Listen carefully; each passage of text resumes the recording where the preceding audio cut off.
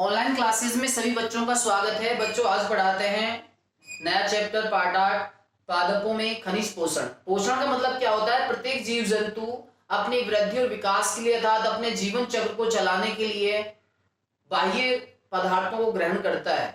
हम भी जैसे भोजन करते हैं तो हम बाहर से किसी पदार्थ को ग्रहण कर रहे हैं अंदर, तो यह क्रिया पोषण कहलाती है। पोषण के आधार पर जो जीव जंतु होते हैं उन्हें दो भागों में बांटा गया है। एक तो परपोषित या परपोषी जीव, स्वपोषित या स्वपोषी जीव। परपोषी का मतलब क्या है? ऐसे जीव जंतु जो कार्बनिक और अकार्बनिक दोनों ही प्रकार के पदार्थों को बाह्य स्रोतों से अर्थात बाहर से ग्रहण करते हैं, उन्हें हम परपोषित या परपोषी जीव कहते हैं। ऐसे जीव जंतु जो कार्बनिक पदार्थों का निर्माण तो स्वयं करते हैं परंतु अकार्बनिक पदार्थों को बाह्य स्रोतों से ग्रहण करते हैं। जैसे हरे पेड़ पौधे आते हैं, इसमें हरे पेड़ पौधे कार्बनिक पदार्थों को तो प्रकाश संश्लेषण की क्रिया के माध्यम से बनाते हैं, बल्कि अकार्बनिक पदार्थ जो होते हैं उनको मृदा से ग्रहण करते हैं। नीलहरित शैवाल है और भी प्रकाश संश्लेषी बैक्टीरिया या जीवाणु जो होते हैं वो सभी स्वपोषित में आते हैं। उसके बाद ध्यान रखना है बच्चों, नया टॉपिक है पौधों की खनिज पोषकों की आवश्यकताओं की अध्ययन की विधियां।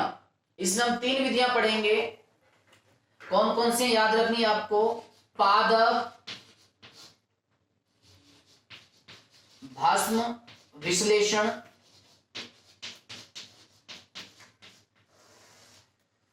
दूसरा बालू संवर्धन प्रयोग, तीसरा जल संवर्धन प्रयोग। ध्यान रखना है बच्चों, पोषक तत्वों की अनिवार्यता के लिए अथवा उनके अध्ययन के लिए हम पौधों के लिए कौन कौन से तत्व आवश्यक होते हैं, उनको किस तरह से उनका विश्लेषण करते हैं, उनके अध्ययन के लिए हम 3 विधियों का वर्णन करेंगे। पहला है पादप भस्म विश्लेषण।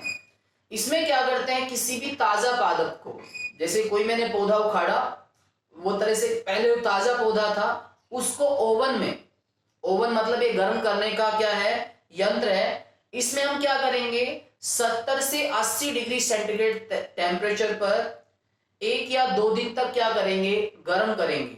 गर्म करने से क्या होगा बच्चों, जो इसके अंदर जल की मात्रा है वो वाष्प बनकर क्या हो जाएगी, उड़ जाएगी।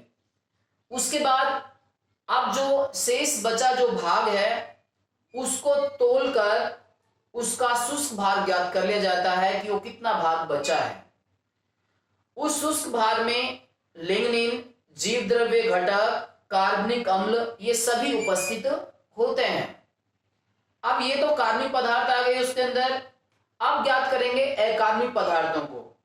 अब ध्यान रखना है, जो शुष्क भार है या शुष्क पदार्थ है उसमें अकार्बनिक पदार्थ अर्थात अवाष्पशील पदार्थों को ज्ञात करने के लिए हम क्या करेंगे, शुष्क पदार्थ को हम 6000 डिग्री सेंटीग्रेड तापमान पर एक भट्टी के अंदर गर्म करते हैं अर्थात उसको जलाया जाता है।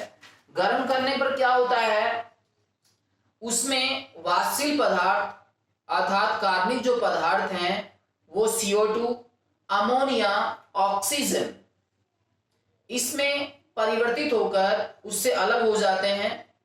अब जो शेष पदार्थ जो बचता है, कार्बन पदार्थ अलग हो गए हैं बच्चों, अब जो शेष पदार्थ बचता है उसे कहते हैं पादप भस्म, और इस विधि को ही क्या कहा जाता है, पादप भस्म विश्लेषण। अब ध्यान रखना है, इस पादप भस्म विश्लेषण में जो वाष्पशील पदार्थ अर्थात जो अकार्बनिक पदार्थ हैं उनका विश्लेषण किया जाता है और उनके अंदर पता लगाया जाता है कि कौन कौन से तत्व पौधों के लिए आवश्यक होते हैं। दूसरी विधि है बच्चों बालू संवर्धन। इसमें ध्यान रखना है, इस विधि में पौधों को अर्थात बालू रेत बिल्कुल महीन मिट्टी के अंदर उगाया जाता है। सर्वप्रथम ध्यान रखना है, जो रेत है या महीन रेत या बालू रेत है उसको हाइड्रोक्लोरिक अम्ल HCl से निर्जमीकृत किया जाता है। निर्जमीकृत का मतलब उसके अंदर कोई भी तत्व नहीं होना चाहिए, उसके अंदर कोई भी सूक्ष्म जीव नहीं होना चाहिए, निर्जमीकृत कर लिया जाता है हाइड्रोक्लोरिक अम्ल से।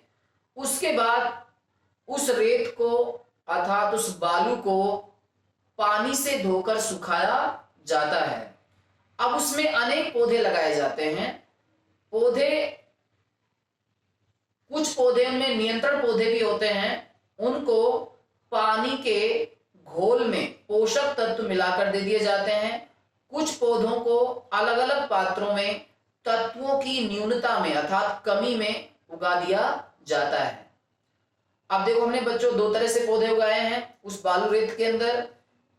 जो नियंत्रण पौधे हैं उनको तो हमने क्या किया है, जल में घोलकर पोषक तत्वों को दे दिया है, बल्कि जो न्यूनता वाले तत्व वाले पौधे हैं उनको अलग अलग पात्रों में हमने उस बालू रेत में उगा दिया गया है।